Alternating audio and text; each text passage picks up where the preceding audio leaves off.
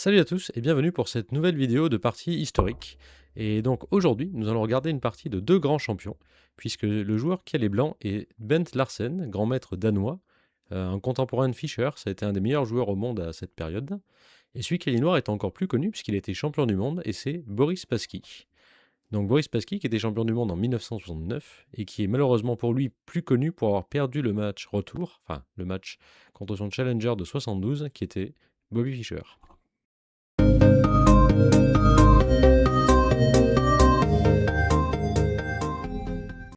Donc place au jeu.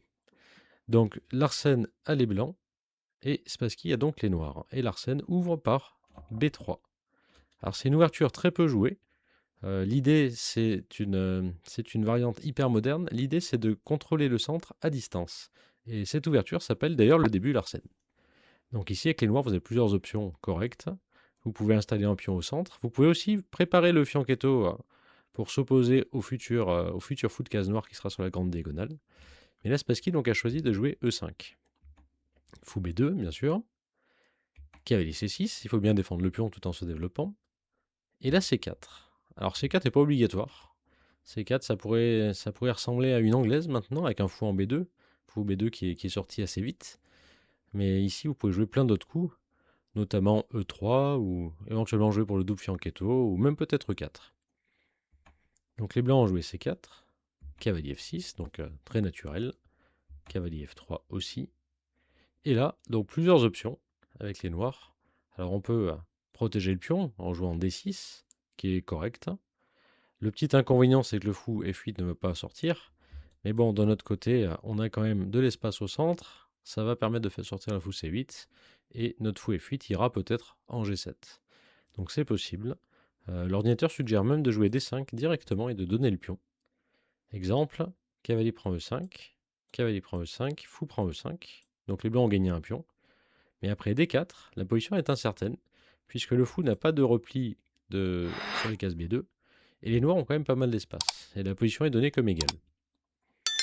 Bon, à la place de tout ça, le coup de Spassky est très, très logique aussi, puisqu'il a joué E4. Donc plutôt que de perdre du temps à défendre et peut-être bloquer un petit peu le développement des pièces, il préfère prendre de l'espace et attaquer le cavalier. Les blancs ont joué cavalier D4, qui est là aussi très logique. Fou C5, on se développe avec gain de temps, et puis on vient viser la case F2. Et ça c'est intéressant puisque le défenseur du futur roc des blancs est en train de quitter son poste.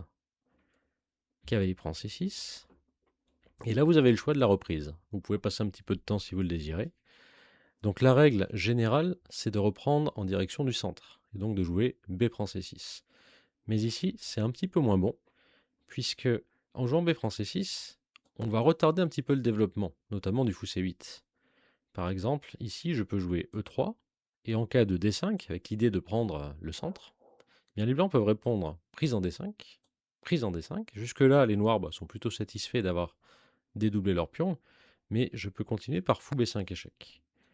Et fou B5 échec, ça pose une vraie question, puisque si je joue fou D7 pour parer, à ce moment-là, je peux, par exemple, prendre le cavalier, et après prendre en D7.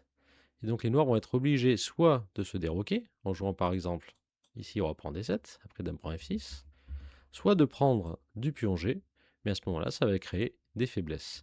Et entre l'ouverture de la colonne B et celle de la colonne G, on ne voit pas bien comment le roi va se mettre en sécurité. Donc tout ça pour dire que B prend C, ça s'envisage évidemment, mais c'est pas si bon que ça. Ici le meilleur coup c'est D prend C, et c'est le coup choisi par Spassky. L'idée, c'est d'accélérer le développement et en plus de ça, de sécuriser les dames pour un éventuel grand roc. Ici, le fou va sortir donc sur une case tout à fait correcte en F5 ou en G4 et la dame va pouvoir se placer en D7 ou en E7. La partie est continuée avec E3. Alors E3 c'est important puisque justement le pion F est faible et il faut bien sortir le fou. Si on décide de jouer G3 pour le sortir en fianchetto, là, on voit qu'avec l'attaque du fou sur le pion F, il suffirait par exemple d'ajouter une deuxième attaque pour forcer E3. Et à ce moment-là, la structure qu'on a avec des pions uniquement sur les cases noires, ça va affaiblir grandement les cases blanches. On voit que le fou ne pourra pas tout colmater. Il pourra aller en E2, évidemment, mais du coup G2 sera faible. Et s'il va en G2, c'est de l'autre côté que ça va être faible, notamment notamment la case D3, où on pourrait y mettre un cavalier par exemple. Donc ici, E3 est le coup logique. Les noirs ont poursuivi par fou F5, les blancs ont joué dame C2. Alors ça crée un vis-à-vis, dame et fou, et ça c'est intéressant, puisque avec ce vis-à-vis, on va pouvoir envisager peut-être des coups comme F3, et en cas de prise, on pourra prendre le fou. Donc là, il faut être vigilant quand même. Les noirs ont joué dame E7, et les blancs ont suivi avec fou E2. Alors on peut donc jouer F3, comme je disais tout à l'heure, mais les noirs ne sont pas obligés de prendre. Et à la place de la prise, je pense qu'ils vont faire grand roc et continuer justement à activer toutes leurs pièces. Donc à la place, les blancs ont choisi de jouer fou E2. Grand roc. Et là, on arrive dans une situation où c'est quand même pas simple, puisque les blancs ont deux options, préparer le grand roc ou effectuer le petit roc. Si on joue cavalier C3, donc l'idée, en plus du coup de développement, c'est éventuellement de mettre le roi en sécurité. Là, les noirs peuvent jouer par exemple roi B8, pour mettre le roi encore plus en sécurité qu'il ne l'était. Les blancs font grand roc, et les noirs vont par exemple jouer fou G6. Fou G6, ça veut dire que mon fou est protégé, donc je ne crains plus d'avancer du pion F.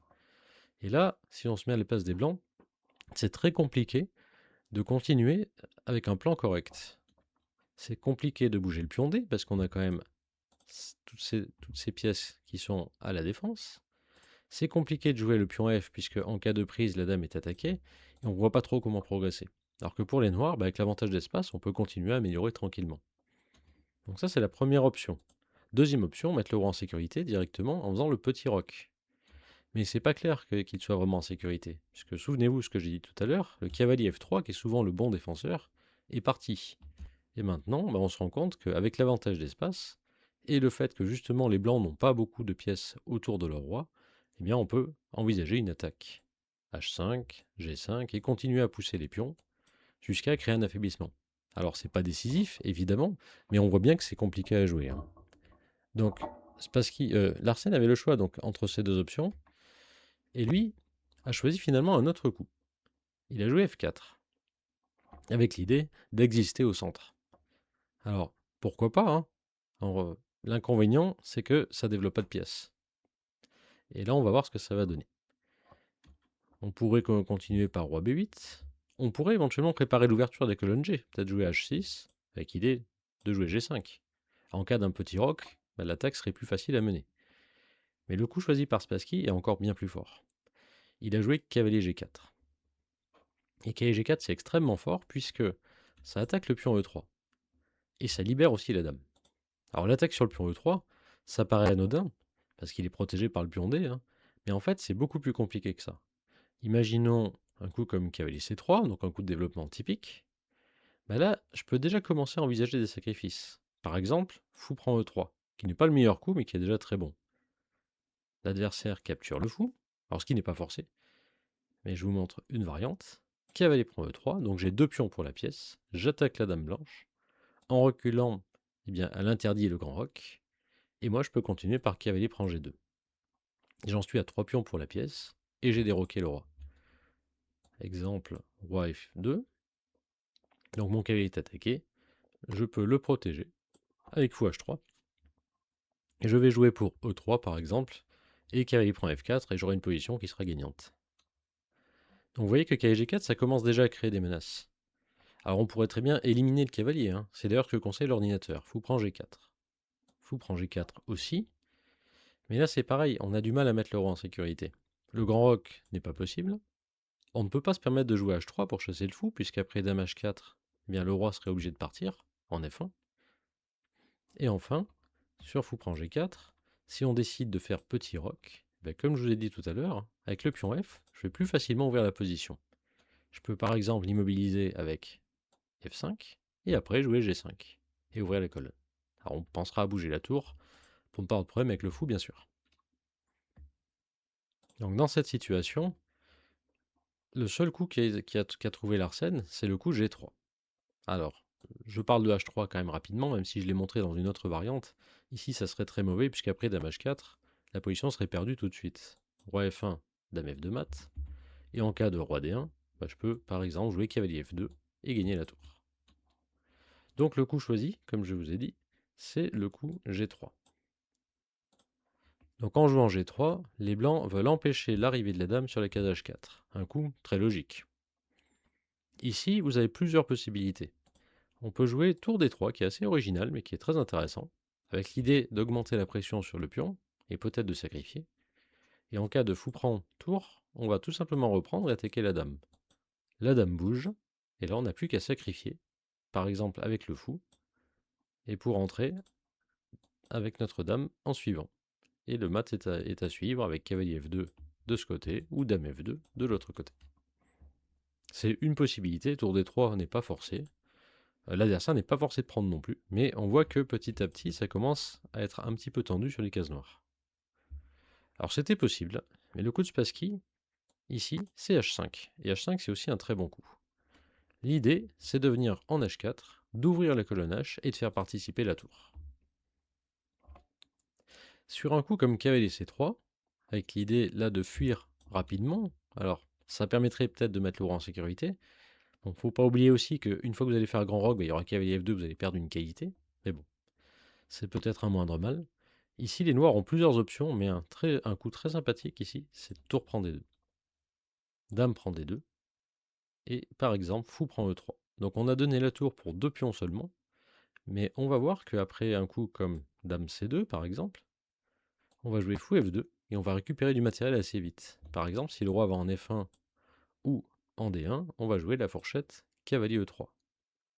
Et si le roi va sur la case D2, eh bien on va pousser le pion, et là aussi, on va attraper la dame. Donc C3 était possible, mais pas bon. Ici, les blancs ont joué H3. Et H3, c'est très intéressant, puisque si le cavalier repart, bah, ça sera une petite victoire pour les blancs qui pourront enfin jouer cavalier C3, mettre le roi en sécurité et espérer peut-être tenir la position. Mais Spassky n'a pas replié son cavalier. Il aurait pu jouer cavalier prend E3 par exemple, qui est un coup assez facile à envisager.